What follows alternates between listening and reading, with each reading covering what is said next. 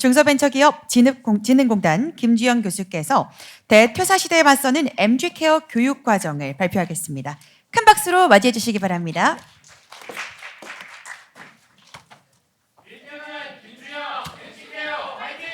화이팅!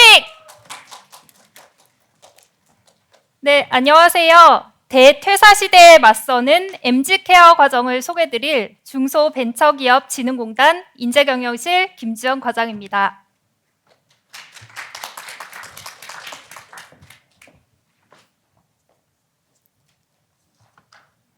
여러분은 혹시 퇴준생이라는 말을 들어보신 적이 있으신가요? 퇴사 준비생의 줄임말로 한 직장에서 평생 머무르지 않고 더 나은 일자리를 찾아 떠날 준비가 된 요즘 세대를 나타내는 신조어입니다. 불과 몇 년 전까지만 해도 평생 직장, 신의 직장이라고 불리기까지 했던 공공부문도 이러한 흐름을 피해갈 수는 없었습니다. 소위 대퇴사 시대입니다. 2014년 본사를 여의도에서 경남 혁신도시로 이전한 우리 기관 역시 상황이 크게 다르지는 않습니다. 줄여서 중진공이라고도 불리기 하는데요. 정책 자금, 수출 마케팅, 청년 창업 등과 같이 중소벤처기업의 경쟁력 강화를 위해 다양한 사업을 수행하고 있는 공공기관입니다.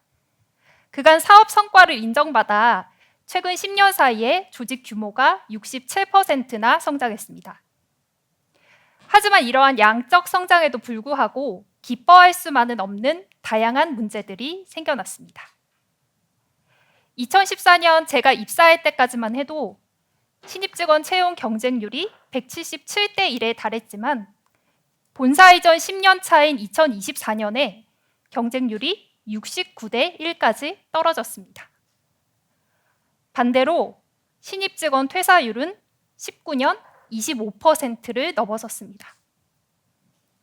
물론 이러한 상황이 우리 기관만의 문제는 아니라는 것은 알지만 연간 교육 예산의 10% 이상이 신입 직원 교육에 투입되고 있는 시점에서 정반대의 결과가 나오니 담당자로서는 참 답답한 마음이 들었습니다.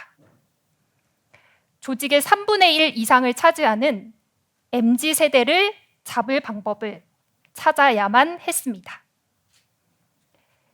대퇴사 시대에 맞서는 MG케어 과정은 이런 환경 변화 속에서도 조직에 안정적으로 적응하여 중진공의 미래를 이끌어줄 MZ 인재를 확보하고자 하는 인재개발 담당자들의 간절한 바람에서 시작되었습니다.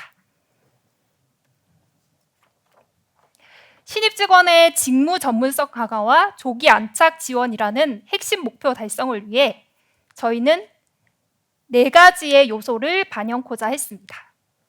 첫째, 소통 공감, 창의 혁신 등과 같이 국정 철학 및 기관의 인재상이 반영코자 했습니다. 둘째, 주 교육 대상자인 MZ세대의 특성을 반영하여 교육생들이 각 단계별로 흥미를 느끼고 보다 집중할 수 있도록 구성하였습니다. 셋째, 임원부터 1년차 선배까지 기관 현원의 10%가 넘는 인원들이 다양한 형태로 과정에 참여하고 소통하고 또 그 과정에서 성장할 수 있도록 구성하였습니다. 마지막으로 일회성 입문교육이 아닌 멘토링, 실습 등 다양한 비정형적인 학습 요소들을 반영한 5개월의 러닝 전이로 구성하였습니다. 전체 로드맵은 신입 직원의 성장 단계에 맞춰 입문 전, 입문, 성장기, 도약기의 단계로 갖추었습니다. 보다 자세한 내용은 에디 모형에 근거하여 단계별 핵심 포인트 위주로 설명드리겠습니다. 첫째, 요구 분석 단계입니다. 기관을 둘러싼 대내외 환경, 경영진, 직무 전문가 등 6가지 분야의 다층적인 교육 니즈 분석을 통해서 교육의 방향과 내용을 결정하였습니다. 교육생들이 퇴사를 두려워하지 않고 공정성과 합리성에 민감한 MZ세대의 특성을 고려해서 직무 능력뿐만 아니라 정서 케어에도 중점을 두었습니다. 다음은 교육과정 설계 단계입니다. 앞서 말씀드린 것처럼 저희의 프로그램은 단기 입문 교육이 아닌 5개월의 긴 호흡의 과정입니다. 3주간의 합숙 입문 교육, 부서 배치 후 현업에서 배우는 3개월의 멘토링, 그리고 현업 수행 시 궁금했던 부분을 사례 중심으로 학습하는 팔로우 교육, 자기주도 학습 등 신입 직원의 성장 단계에 맞춘 맞춤형 러닝 저니로 구성하였습니다. 자칫 지루해질 수 있는 장기 과정의 한계를 극복하기 위하여 팀별 영상 제작, 실습 교육 등 다양한 교육 방식을 매칭하고 반복 학습을 통해 소속감 향상과 빠른 직무 적응을 집중 지원하였습니다. 다음은 교육과정 개발 단계입니다. 중진공 6개의 연수원을 활용하여 매주 새로운 환경 속에서 학습할 수 있게 하였고, 자체 온라인 학습 플랫폼인 코스메 캠퍼스를 활용하여 사전 사후 프로그램을 구성하였습니다. 또한 현업 체감도 높은 과정 운영을 위해 전체 과정의 70% 이상을 사내 강사 과정으로 구성하고, 사내 강사 전문 과정, 멘토 코칭 교육 등 사전 교육을 실시하여 우수 강사 확보에도 노력하였습니다. 교육 운영 또한 MZ세대의 특성을 최대한 반영하였습니다. 오픈 채팅방을 통해 그때그때 궁금했던 부분을 해결할 수 있도록 하였고, 게이미피케이션 활용 교육, 사례 중심의 교환 구성 등 교육생들이 흥미를 가지고 보다 집중할 수 있도록 구성하였습니다. 아울러 기관장과의 브라운백 미팅, 무엇이든 물어보세요 형식의 1, 2년차 선배와의 대화 등 부담감을 내려놓고 보다 수평적인 커뮤니케이션을 할 수 있도록 구성하였습니다. 이렇게 만들어진 교육의 결과물은 조직 구성원과 공유하고 있습니다. 신입 직원이 입문교육 시 팀 프로젝트로 만든 핵심 가치 영상은 영화제로, 또 멘토링 우수 사례는 사내 게시판을 통해서 공지해서 선배 직원들도 신입 직원들을 더 잘 이해하고 공감할 수 있도록 하였습니다. 그리고 저희가 진짜 자랑스럽게 생각하는 부분은 전 직급이 참여하는 프로그램이라는 것입니다. 단적으로 저희는 4중 멘토링을 활용하고 있습니다. 기본적으로 부서 내 듀얼 멘토라고 해서 실무자 선배인 일잘 멘토에게 업무를 배우고 코칭을 받는 현업 OJT 멘토링이 있고, 팀장이 조잘 멘토가 되어 고민 상담을 하고 자연스러운 조직 문화를 익히는 하모니 멘토링을 운영합니다.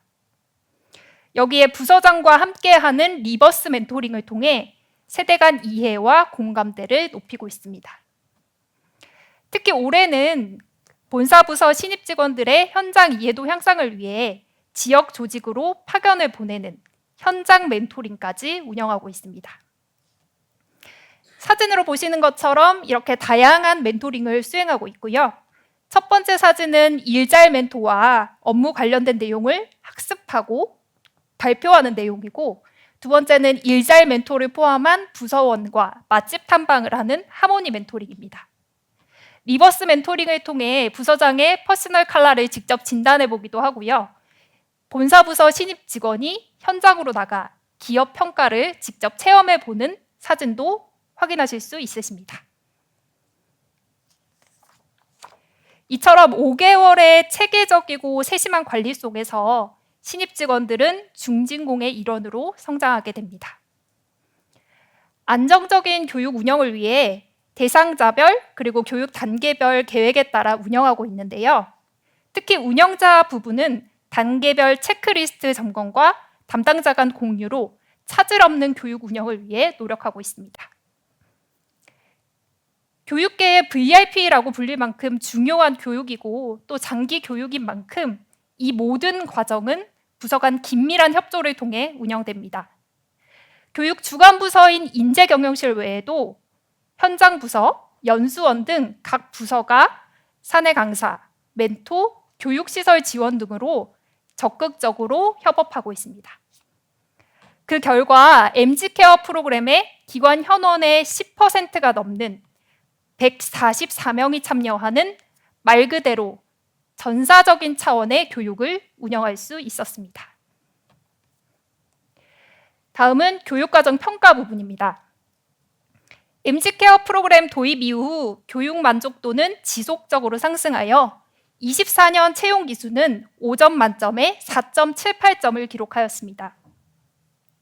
특히 팔로업 교육의 경우에는 5점 만점에 5점을 기록하였으며 동기애와 애사심을 느낄 수 있는 교육이라는 극찬을 받기도 했습니다. 보다 정확한 과정 평가와 환류를 위해서 포커스 그룹 인터뷰를 시행하고 있는데요. 일례로 부서 배치 시 신입 직원을 위한 기본 업무 가이드가 부족했다는 의견을 반영해서 메일 발송 표준 문구 등과 같이 기초 가이드 교육을 신규로 실시하였습니다. 그렇다면 이 과정의 효과성은 어땠을까요? 사내 강사가 주축이 되어 맞춤 케어를 하다 보니 퇴사율이 19년 대비 24.2%가 감소하고 조직 문화 소통 지수도 지속적으로 상승하는 모습을 보이고 있습니다. 이렇게 장기 과정이 효과를 거두다 보니 올해 데이터 전문가 과정과 같은 직무 과정에도 러닝 저니를 적용해서 전사적으로 일과 학습이 결합되는 러닝 저니의 체계를 마련할 수 있었습니다. 단적으로 냉혹한 비평이 쏟아지기로 유명한 익명 사이트인 블라인드 앱에서도 신입 직원 프로그램에 대한 이례적인 칭찬이 있었습니다. 모두 아시는 것처럼 우수한 인재는 조직 발전의 기본이자 필수 요소입니다. 대기업은 높은 급여와 복리후생과 같은 금전적인 보상으로 우수한 인재를 끌어당기지만 총액 인건비 가이드라인과 같이 예산 제약이 명확한 공공기관으로서 저희는 MZ케어 프로그램이라는 또 다른 대안을 선택하게 되었습니다.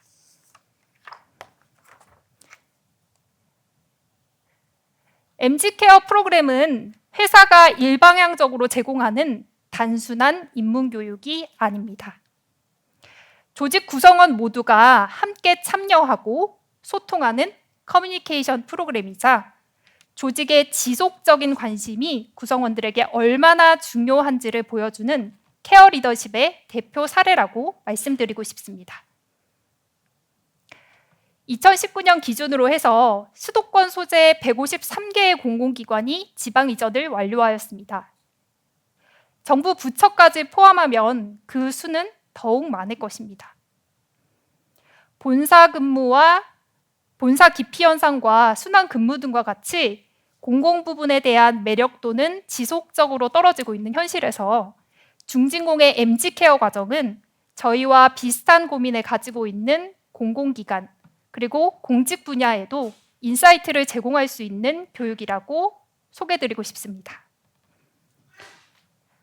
저희는 교육의 결과물을 조직 구성원들과 공유하고 있다고 말씀드렸었는데요. 마침 최근에도 사내 게시판을 통해서 신입 직원 100일 스케치를 공유한 내용이 있어서 함께 보여드리고 싶어서 가져와 봤습니다. 기관장 등 선배 직원과 소통하며 중진공의 일원으로 성장하고 있는 저희 신입 직원들 보시면서 오늘 발표를 마무리하겠습니다.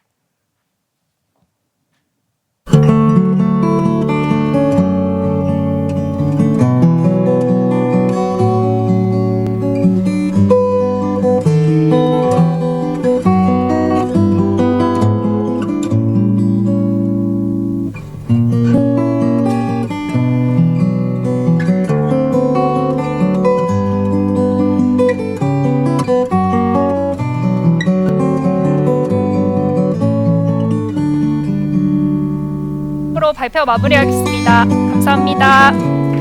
네, 수고 많이 하셨습니다. 발표자분께서 무대 중앙에 위치해 주시고요. 심사위원님들의 질의응답 가져보도록 하겠습니다. 네, 발표 잘 들었습니다. 네, 수고 많으셨습니다. 최근에 우리 MZ들 조직 적응과 조직 또 이탈을 막기 위한 여러 가지 조직적 노력을 하고 있는 상황에서 아마 여기 계시는 다른 기관들께서도 이번 프로그램에 대한 많은 또 관심을 가지고 귀 기울여 들으셨을 것 같다는 생각이 들었습니다. 그 첫 번째 아주 간단한 저의 그냥 궁금증은 교과목명을 대퇴사 시대에 맞서는 MZ케어 교육과정이라고 이렇게 잡으셨어요. 실제 그게 교육과정명인가요? 네네. 저희 신입 직원 그 온보딩 프로그램을 달리 별칭처럼 표현한 방식입니다. 아, 네. 네. 좀 약간 MZ케어라고 되어 있어가지고 뭔가 이 긍정적인 의미일 수도 있지만 뭔가 네네. 케어를 한다는 것이 어떻게 보면 좀 뭔가 집중 관리를 해야 하는 약간 부정적 의미로 좀 느껴질 수 있을 수도 있다. 저는 개인적으로 그래서 네. 뭔가 MZ케어 교육 과정이라고 부르는 것이 그냥 온보딩 과정이라고 부르는 것보다 더 긍정적인 미닝을 줄 수 있을까 하는 게 그냥 개인적으로 궁금증이 들어서 여쭤봤습니다.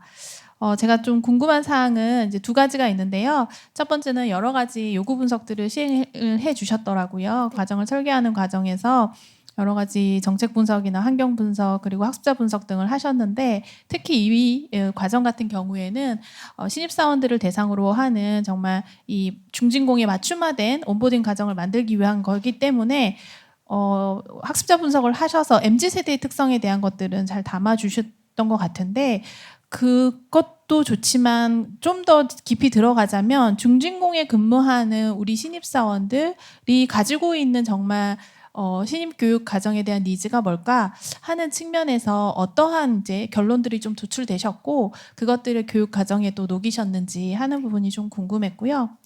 두 번째는 전체적인 교육 과정의 흐름을 봤을 때 6개월 동안 진행되는 게 OT부터 시작해서 멘토링 3개월, 그다음에 팔로우업 3일, 그다음에 이제 사후 학습으로 이제 사이버 교육 과정을 듣는 1개월까지 6개월의 전체적인 과정은 사실 다른 기관이나 어떤 사기업에서 실시하는 장기적인 신입 교육 과정과 크게 저는 다르지 않다고 보았어요.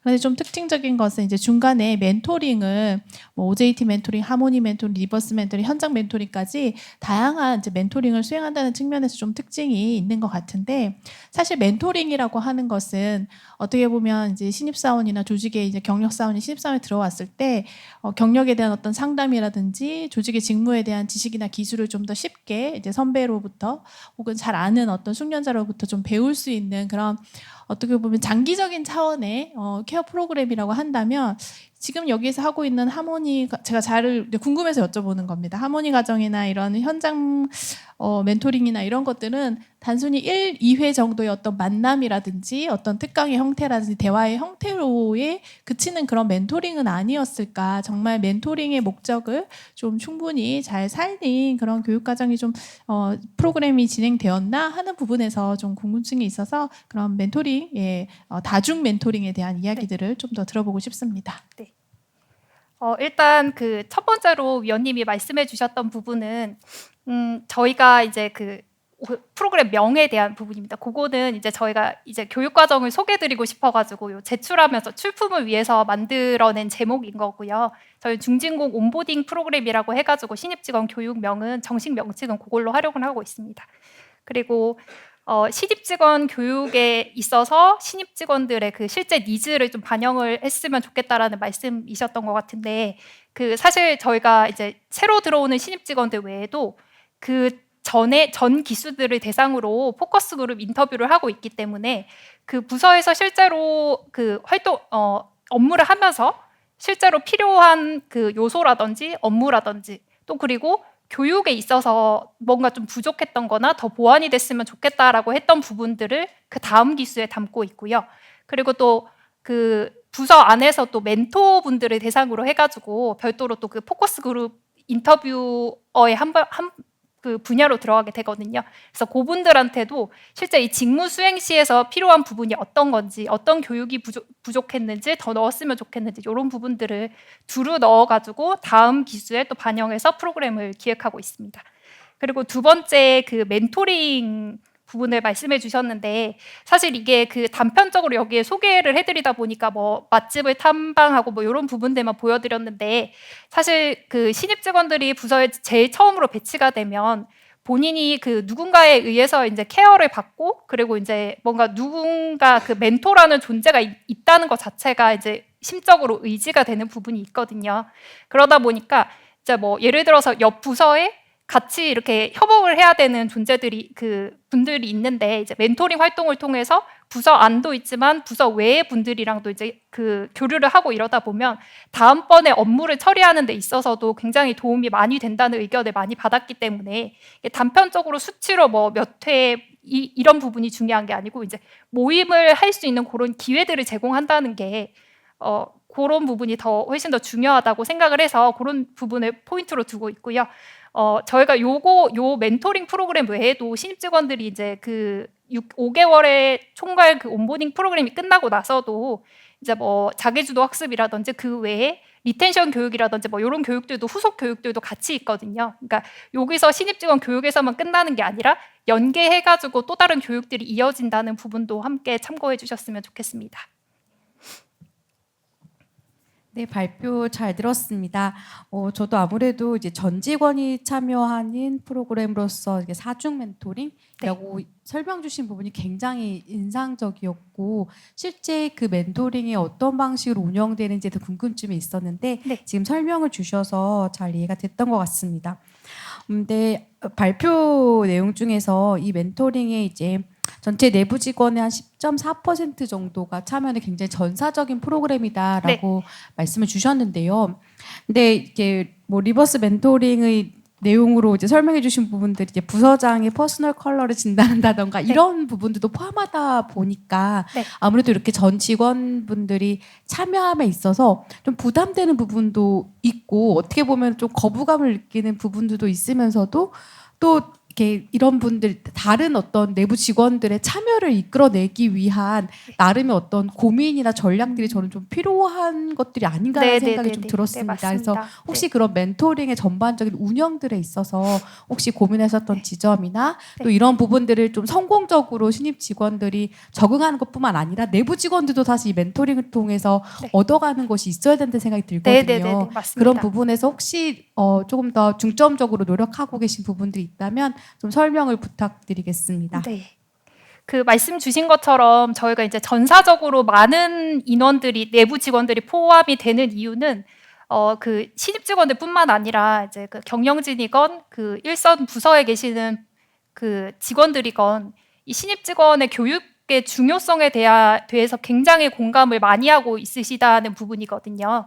그러니까 저희가 앞전에 말씀드렸던 것처럼 그 굉장히 다양한 사업을 하고 있는데 그 사업들을 또 순환 근무를 거쳐서 하다 보니까 이렇게 조기 전력화하는 부분에 대해서 공감대 형성이 굉장히 잘 되어 있고 그리고 멘토링은 사실은 그 부서에 배치된 한 명의 그 뭐 소위 1인분을 할 수 있게 만드는 그런 과정이라고 생각하기 때문에 부서장 분들도 굉장히 적극적으로 참여하시는 편입니다. 그리고 뭐 단적으로 말씀드리면은 저희가 이제 멘토링의 교육생의 만족도도 조사를 하지만 멘토들의 만족도도 조사를 하고 있거든요.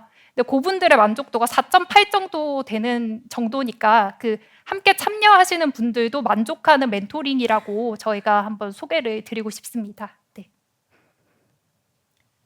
제가 짧게만 좀 말씀을 드리면 이게 그 가장 저는 인상적이었던 것이 일방적인 신입 직원들만을 대상으로 하는 것이 아니라 쌍방향적인 전 직원들이 참여하는 교육이라고 하는 점인 것 같아요. 네. 그렇다고 한다면 이 교육의 효과도 지금 말씀하신 것처럼 신입 직원 뭐 이렇게 그 퇴사율을 낮췄다라고 하는 것 정도로 그칠 게 아니라 전 직원들이 이 프로그램을 통해서 변화되어진 것.